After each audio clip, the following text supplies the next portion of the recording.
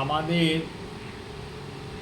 পূজার্চনা চ্যানেলে অনেকগুলো জিজ্ঞাসা, যাদের জানার ইচ্ছা প্রবল আছে, তারা বার্তা প্রেরণ করেছেন।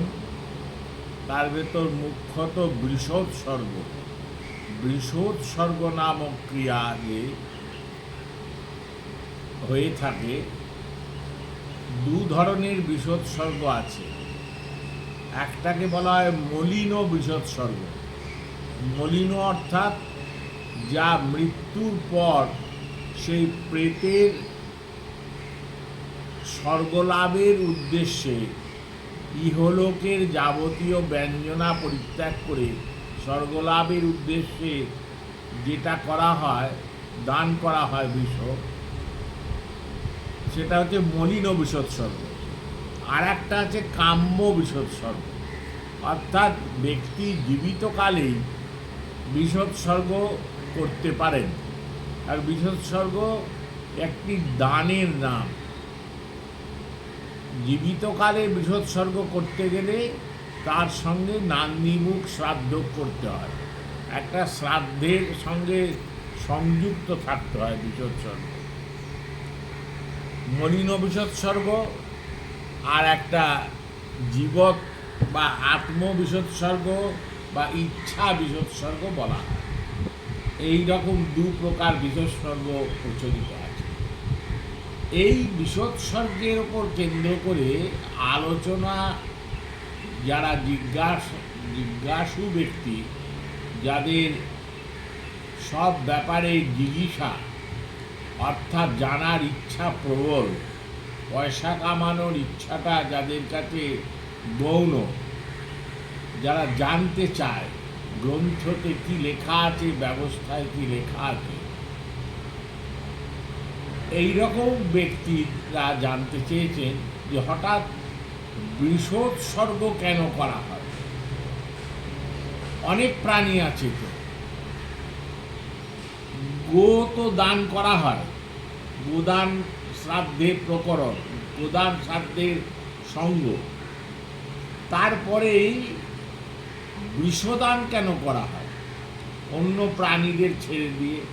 ষাঁড়, বিষ ষাঁড় যাকে বলে চলতি কথা, একে উৎসর্গ করলে এর এমন কি ক্ষমতা আছে যে স্বর্গলোকে পৌঁছে দিতে পারে প্রেতকে? এমন শক্তি ষাঁড়ের ভেতরই নিহিত আছে।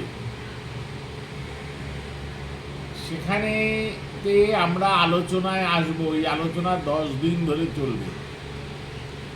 এখন আশু যেটা প্রয়োজন হয়ে পড়েছে আজকে, এক্ষুনি একটা উত্তর দিতে হবে যে বিষোৎসর্গ শ্রাদ্ধ যখন হয় তখন দেখবেন একটা বেদি তৈরি করা হয়। 4 হাত বাই 4 হাত একটা বেদি, 1 হাত উঁচু বেদিটা। এবার তার উপর ছায়ামণ্ডপ ইত্যাদির আচ্ছাদন করা হয়। তারপরে নানা রকম কায়দায় তাকে সুসজ্জিত করা হয়। এইসব ব্যবস্থা আছে। এখন এই যে বেদির ওপর যে ঘটগুলো পাতা হয় পূর্ব দিক করে, প্রথম ঘটে গণেশ, দ্বিতীয় ঘটে আদিত্যাদি নবগ্রহান,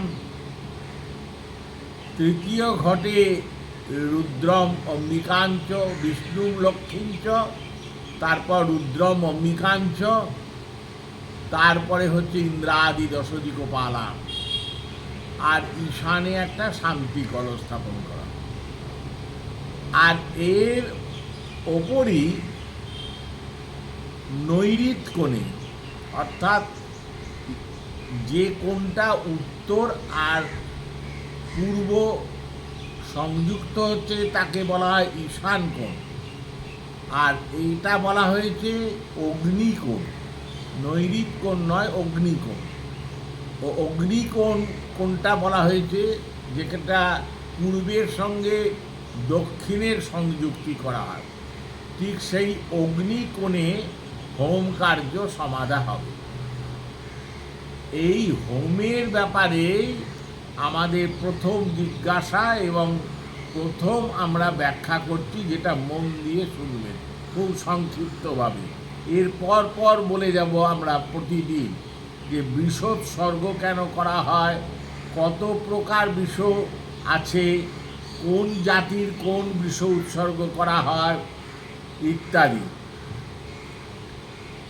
দেখুন, ওই যে হোম যেখানে করা হয় বৃষোৎসর্গে, সেই হোমটার যে স্থন্ডিলটা করা হয়, সেই স্থন্ডিলটা প্রায়শই দেখা যায় বাবারা যারা বৃষোৎসর্গ করতে যাচ্ছেন বাস বোঝাই করে, কাঁধে ব্যাগ নিয়ে, তারা প্রায়শই করে থাকেন কি, একটা কুণ্ড বানিয়ে দেন, ইট দিয়ে কাদা মাটি দিয়ে হোমকুণ্ডর মতো একটা খাড়া করা কুণ্ড বানিয়ে দেন। কিন্তু এইখানেই রঘুনন্দনের ঘোর আপত্তি। ব্যবস্থা এখানে বলা হয়েছে যে অগ্নিকোণে, সম্পূর্ণ অগ্নিকোণে করতে হবে। অগ্নিকোণেতে যে স্থন্ডিলটা হবে, স্থন্ডিলটার উচ্চতা কত হবে না, তত সর্বত হস্তপ্রবারম চতুর্বিংশতাঙ্গুলি পরিমিতম অঙ্গুষ্ঠচ্ছৃতম পূর্বোত্তর প্লবং সমং বা।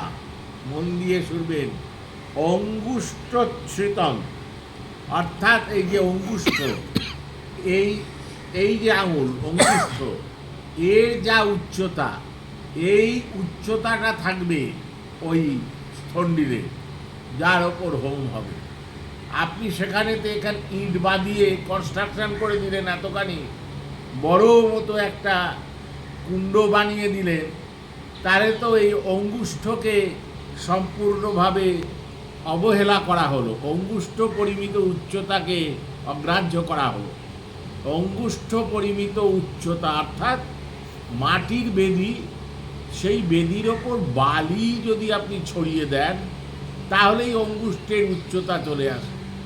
বালি সাধারণ দিয়ে একটু গাঢ় করে বালি দিলেই তার ওপর হোম কার্য করলেই হয়ে যায়।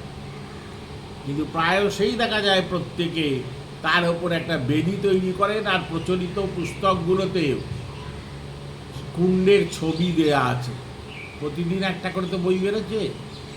কিন্তু রঘুনন্দন তার ব্যবস্থা পত্রে বলে দিয়েছেন যে অঙ্গুষ্ঠচ্ছৃতম পূর্বোত্তর প্লবং, পূর্বোত্তর প্লবং, সেই যে স্থন্ডিলটা হবে তার প্লবং অর্থাৎ তার গাঢ়তা, তার প্লাবিত ভাবটা থাকবে পূর্বোত্তর। যদিও অগ্নিকোণে হচ্ছে দক্ষিণ আর পূর্ব কোণে, কিন্তু থাকবে পূর্বোত্তর প্লবং, ঈশান কোণের দিকে তার ঢালটা থাকবে, এবং সেটা অবশ্যই আঙুলের সমান উচ্চতা হবে। এইটা মন দিয়ে শুনে নেবেন।